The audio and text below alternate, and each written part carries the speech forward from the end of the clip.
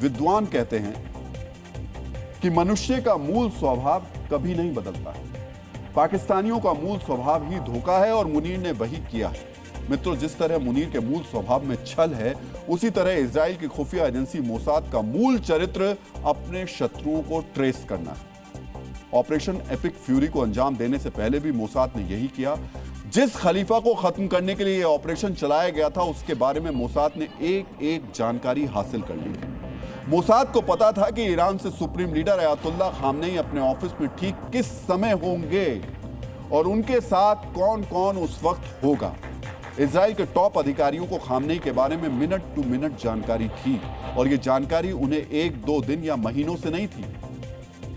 कई साल से उन्हें खलीफा के महल के बारे में सब कुछ पता था। बड़ी बात ये जानकारी ईरान को नहीं थी कि मोसाद उनके सुप्रीम लीडर के मिनट टू मिनट कार्यक्रम को सचित्र नोट कर रहा है।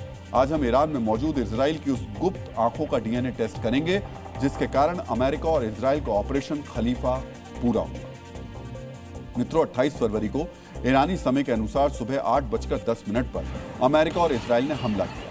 हमले में ईरान के सुप्रीम लीडर अयातुल्ला खामनेई, उनके परिवार और कई शीर्ष अधिकारी मारे गए। ईरान और पूरी दुनिया इससे हैरान है कि आखिर अमेरिका और इजराइल को खलीफा की इतनी सटीक जानकारी कैसे मिली। जो खलीफा बंकर बदल बदल कर रहते थे, जिनकी सुरक्षा अचूक थी, उनके लोकेशन के बारे में कैसे पता चला। इसको लेकर हमले के चौथे दिन बहुत बड़ा खुलासा हुआ है। खुलासा हुआ है कि जो सीसीटीवी खामनेई की सुरक्षा में लगाए गए थे, वही उनके खिलाफ हथियार बन गए। मोसाद ने सीसीटीवी को ही अपना खतरनाक जासूस बना लिया। ऐसा जासूस जो खलीफा के महल पर नजर रख रहा था, जो एक एक मिनट की जानकारी तेल अवीव में बैठे मोसाद के टॉप अधिकारियों को पहुंचा रहा था। मोसाद के लिए यह काम कर रहा था इजरायली राष्ट्रबलों की गुप्त और विशिष्ट इंटेलिजेंस यूनिट 8200। सिग्नल इंटेलिजेंस इकट्ठा करने, कोड तोड़ने, साइबर युद्ध और इलेक्ट्रॉनिक निगरानी करने वाली यूनिट 8200 ने तेहरान की सड़कों पर लगे कैमरों को हैक कर लिया।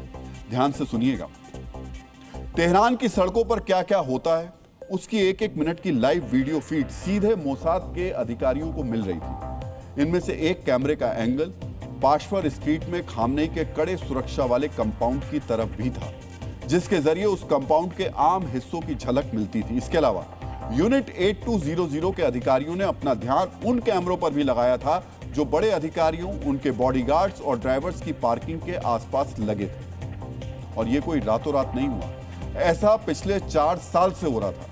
आपने बिल्कुल ठीक सुना, पिछले 4 साल से खामनेई और उनसे जुड़े अधिकारियों की एक एक जानकारी सीसीटीवी कैमरेस के जरिए इजराइल जुटा रहा था। इन कैमरों से इजराइल को ईरानी अफसरों के बारे में बहुत जानकारी मिली, जैसे उनका घर कहाँ है, वो कब ड्यूटी पर आते हैं, कौन सा रास्ता लेते हैं और सबसे जरूरी बात, वो किस नेता की सुरक्षा करते हैं या किसे ले जाते हैं।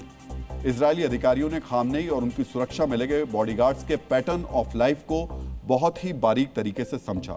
हजारों कैमरों की लाखों घंटे की वीडियो कोई इंसान बैठकर नहीं देख सकता। ऐसे में इजराइल ने सुपर कंप्यूटर्स और एआई की मदद से इस अथाह डेटा का विश्लेषण किया। मशीनें ये आसानी से पकड़ लेती हैं कि अगर कोई खास गाड़ी हर शनिवार सुबह एक तय जगह पर खड़ी होती है तो इसका क्या मतलब है।